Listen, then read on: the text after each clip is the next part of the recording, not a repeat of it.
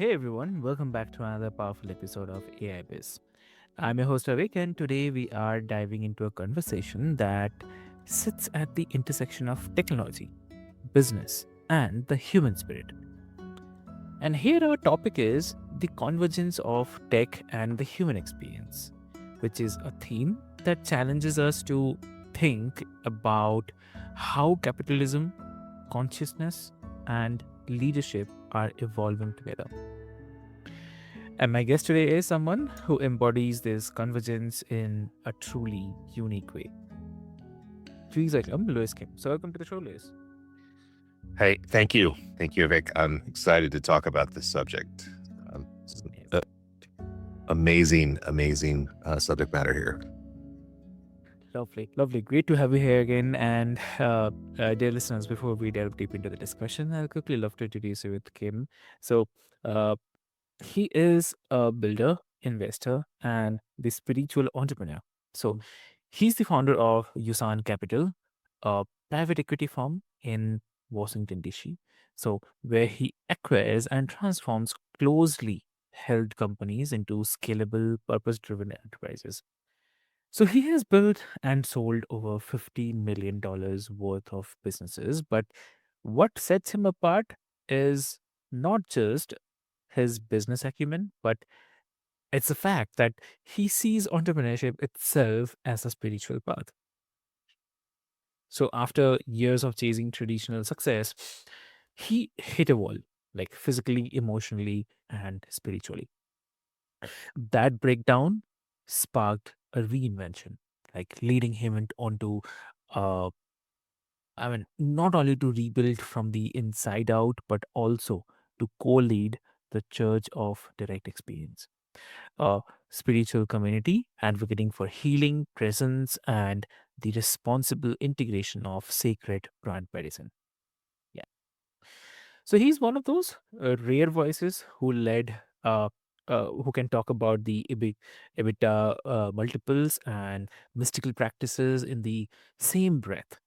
And today he's here to share like how inner work and business strategy are not just connected, but they are the same journey.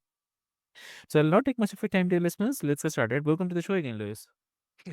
Well, thank you. Yeah. Thank you for that. I always love hearing you do the intro. I'll get a big head if I hear that too much. Yeah. Yeah. For sure. So, it's really great to connect with you every time I do. And uh, when we talk about the businesses, and so, like you have said before, that the business is not just kind of separate from the spirituality. It's Mm. this spirituality in action.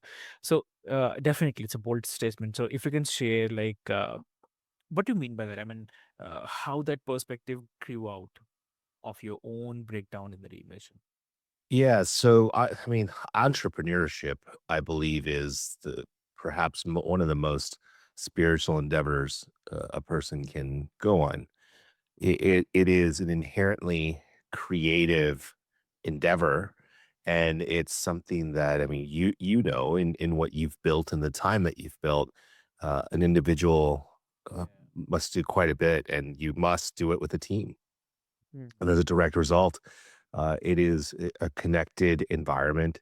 You know, we have to work with other people and find the right people and put people and processes together to ultimately serve our customer. And it is ultimately service. And so um, for a long time, I didn't see it that way. And so when I finally did, it was like an entire new world opened up. exactly, exactly true. So, like, was there a single moment, like, perhaps in the ceremony or in the crisis, like, when this truth really landed for you? Yeah, I think it was most like most things where it became bits and bits, breadcrumbs along the way. And when you go through burnout and you start to rebuild yourself after a burnout, you start really putting different pieces together and you start questioning your identity of who you are and what Mm, life means, because ultimately life itself is valuable because one day we will die. and that finiteness to it, the fact that it does end, at least the physical portion of it, Mhm. makes it precious. And that preciousness is what makes it beautiful. And so then that really changes how you look at the world. And it's not to say that it's a morbid um, thought process, but really it is one of those things when the reality of it makes you appreciate every moment. And that's really the beginning. And you start to just see the world in a very different way. I agree. I agree totally. So, wow. I mean, uh, that's really powerful because so many people see business as a kind of transactional and spirituality as a personal. But what you're showing us that they can be one and the same path to growth. Am I correct, right? Absolutely, absolutely. Even, Hmm. the subject matter for this, um, for this podcast about the influence of technology and, Yeah. artificial intelligence and where we're going, Hmm. we're at that, precipice where things are going to change. I mean, they already have. Yeah. They have changed inherently, and things will never be the same. Pandora is out of the box. And we have the things that always come when those sort of innovations occur. We have a inherent amount of fear, because people are not sure, losing jobs, and technological revolutions have happened all throughout history. But yes, this is very different than those because of what is occurring.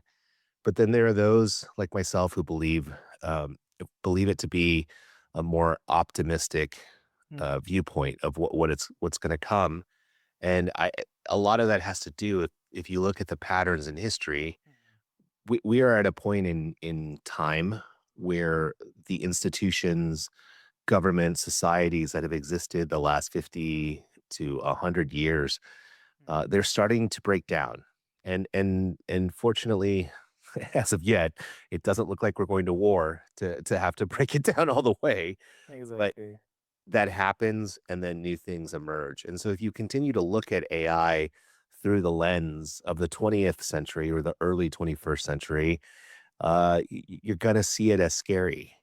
But if you continue to look at it from the viewpoint of the future, which is the latter, the more mature part of the 21st and 22nd century, is like this is fundamentally going to change how people live, and it's up to us as entrepreneurs to ensure that we guide this technology in a way so that it does serve humanity. Exactly. Exactly true. Uh, and like when we're talking about technology, so technology is often, I mean, accused of dehumanizing us. I mean, of endless screens, automations, even the AI, which is very hot cake right now. So, Yeah, uh, I mean, but yet you are talking about a convergence of tech and human experience. yeah, So, how do you see that the technology is enhancing rather than eroding our humanity? yeah. That's a great question. Again, I go back to the fact that first of all, we as consumers in the marketplace, we have to start to demand th- that it does that, and we have to stop paying for garbage that doesn't serve us. Mm, Um, at the same time, we also have to look at the younger generations and what are they seeking. The Gen Z, they have a lot of financial insecurity about the future, but they're also very different in that it's like the first generation that's leveraging credit cards to go do experiences, to go travel because they live in an Instagram world, and that desire to connect outside of technology. And you were saying before about the, behind the screens and the dehumanization. I think we're also at that inflection point where you notice people, because we're getting deeper in technology, things that are ancestral, like, going into the woods, being in nature, things like plant medicines are reemerging because there's a constant seeking from the soul to be outside of that. Um, but to answer the other question about just how you have technology serve humanity, it's really the responsibility of people like myself, people like you, who are uh, in the entrepreneurial ilk, to go out and to make those decisions in that way, so that does continue to serve and it does continue to go, and that itself will also be an evolution. and perhaps the beginning, there will be some things that aren't quite um, as good as we want them to be, but it will evolve because I have a firm optimism of people and humanity that we will ultimately seek to be connected, and to move towards the good. It always will, and sometimes it takes turmoil to get there, but we will always go in that direction because I believe that's where our souls want to go. And so, continuing to guide in that way and go in that way. And for us, as a business, we are absolutely AI forward in the way where we're going and how we're looking at things, and everything we do with all the data that can now be integrated into what your businesses are. We're constantly looking at, how do we improve? How do we improve processes? How do we improve experiences? And how do we improve the outcomes, ultimately to our end customers? Exactly. Exactly. Wow. So, yeah, and also could you give a kind of practical example from your work, like where human-centered systems and they actually created more meaning, not less. Yeah, so we are in in in a healthcare business where we have um, caregivers, and those caregivers utilize software to take notes. To everything is put into software, right? It is the business, the industry is very analog, but we're coming in evolving, and so it's an opportunity for us to go there. Uh, Having said that, we have begun the process of utilizing the language models to help us look at across the board, all of these data points, right? And all these things that are put together. And so when you have the oversight management looking at these things, and the case managers looking at these things in a vacuum, it's very hard to see the patterns.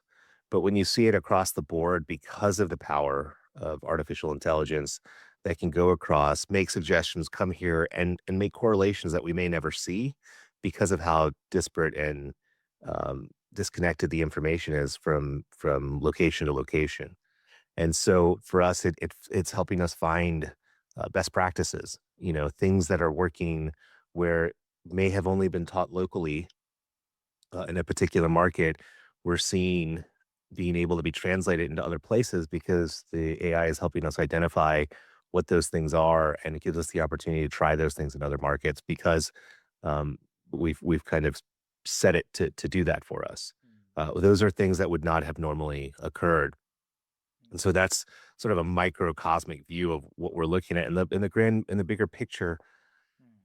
These implementations are relatively new, so I mean, that little thing by itself has shown us what we could potentially be heading towards in the grand scale. But again, it's the responsibility of us as the equity owners, and directing the team to make those decisions, to say that's what we're steering and guiding this powerful tool towards.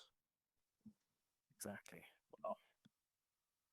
So, like, I really love that. I mean, and also like, this is something called the critics one. So critics also sometimes say that this all sounds really inspiring, but in the end, business is about making money, and Mm. investors care about uh, what to say, like, will actually lose competitive advantage over time. I mean, uh, investors also care about the ROI, not return on the impact. So, how do you respond to that? Mhm. I love this. Yeah. I love this question. You always have the best questions. Um, Yeah. our our ultimate Mm, investment thesis is just behind and in very ingrained into it is the idea is the best way for us to mm, provide long-term gains. And so we aren't in this business in the traditional sense of private equity, in that our um, cycles are 5, 7, 10 years. And so a lot of what you're discussing there and the mentality behind it has to do with the incentive structure of these shorter terms because of the limited partners. And, in the United States, there's this notion that private equity ruins everything, because you have all these great localized brands that get bought by private equity. They grow it, they dilute the brand because they live on a 5 to 7 year cycle. I think it's the same thing in the United States about the quarterly stock market, where they're constantly worried about the next quarter. So these decisions are not multiple years, but it's every quarter to quarter. How do we make the stock look good? So for us, we've learned and we've seen that in the long term, when we think bigger picture and we go in a direction of long term, and so our investors that come to us, they're not the traditional partners that you would have in a fund, like institutional, like endowments that need access to this equity that they invest right away.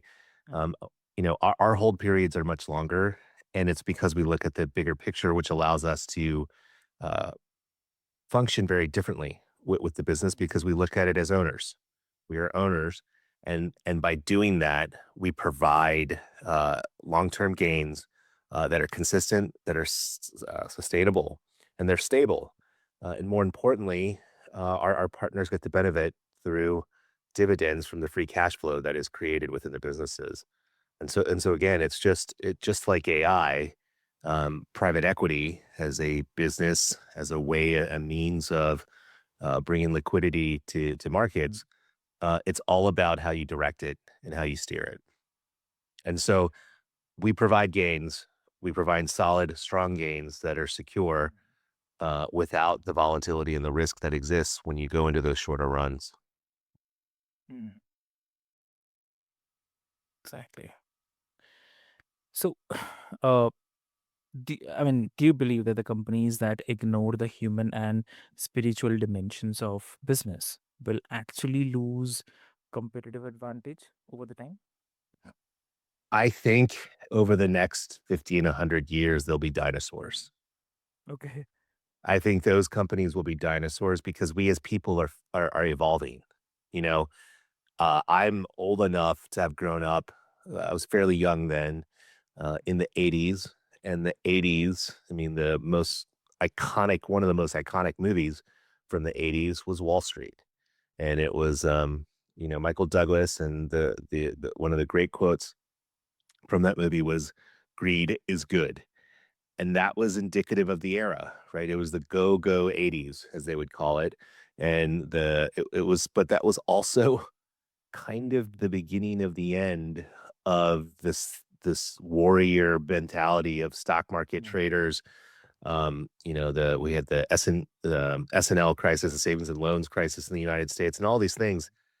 And that in the next generation in the '90s, when I was a teenager, we had the tech revolution, which came along, and it fundamentally changed how we did everything. mm, And so over time, everything's evolving. It's constantly evolving because we as people and even humanity are growing.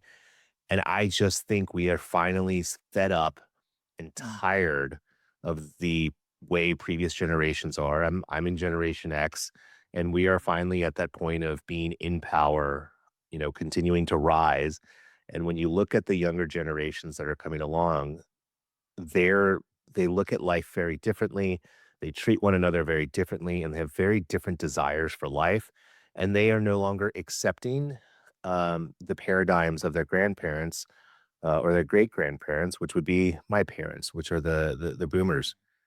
Um, Listen, I don't want you to think that I'm going to be some spiritual guru out in the mm, woods in barefoot in in a drum circle.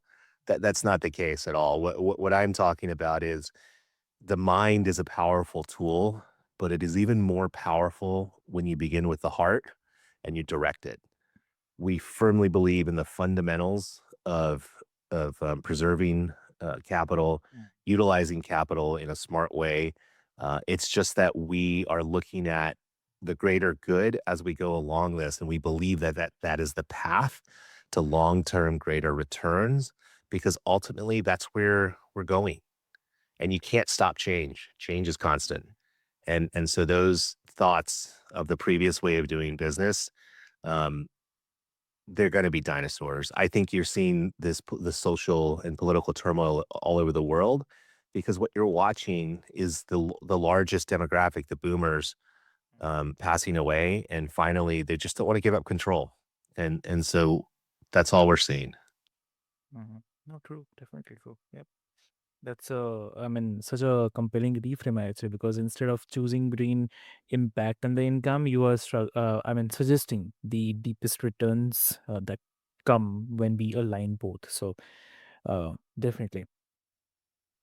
And also, are there practices like the spiritual or otherwise that listeners can begin today to access the deeper presence and clarity, even with the without the plant medicine?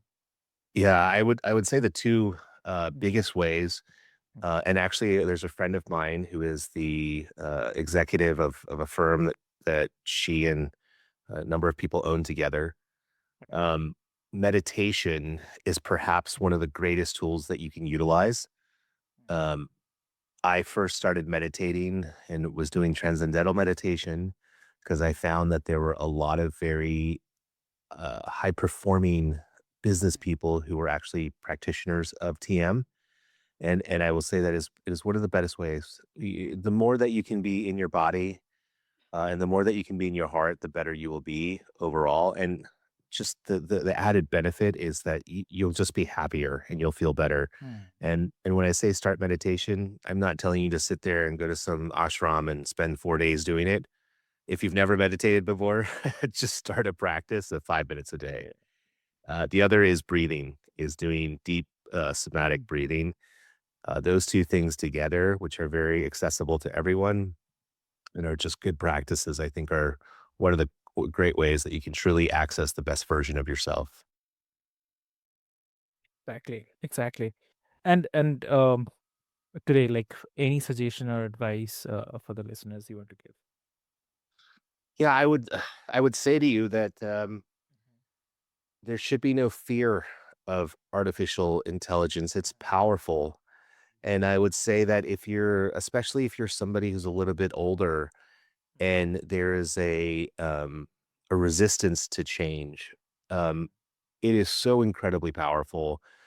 You have to learn to work with it. You know, it's not perfect, at least not yet.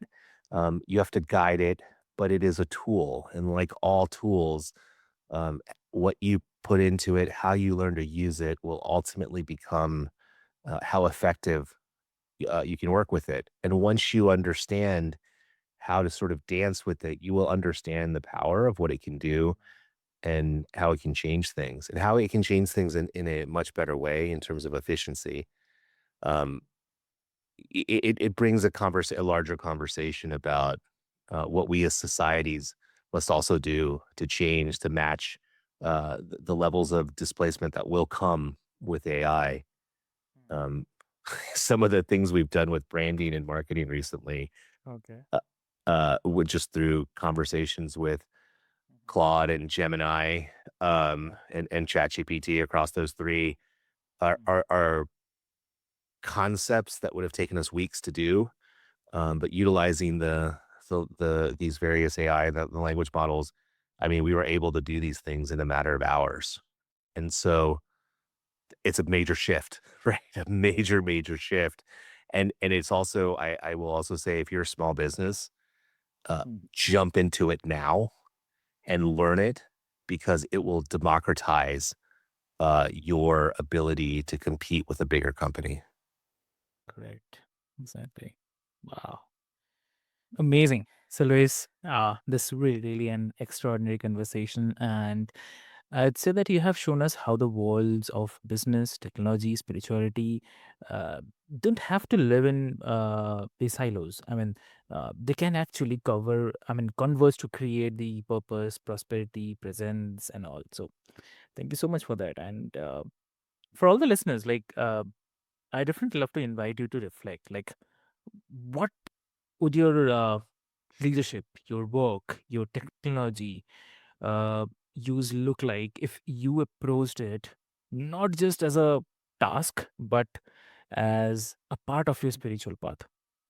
And that shift alone might change the way you show up tomorrow. Yeah. And If you would love to learn more about Louis' work at Yusan Capital or his journey through the Church of Direct Experience, check out the links into the show notes. I'll put every details into the show notes for easy reference. And uh, Louis, apart from that, if someone wants to connect with you personally and have a discussion, what will be the great medium? The best way to reach out or connect with me and see what I'm involved in is just to go to loukim.com. It's just loukim.com. Amazing, amazing. Great, great. So, dear listeners, what I'll do is I'll put all the details into the show notes, as I mentioned. And with this hope, until next time, keep aligning profit with purpose, take with humanity, and always nurture your healthy mind and a healthy life. So, thank you so much. Thank you.